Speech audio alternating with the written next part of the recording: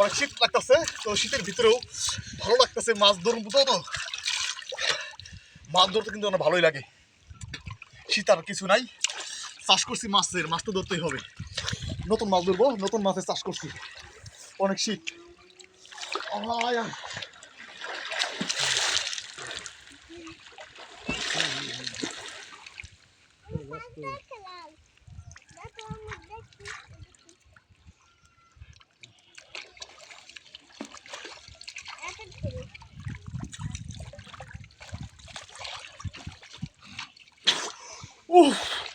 ধরছি অনেক বড় মাছ, অনেক বড় মাছ ধরছি।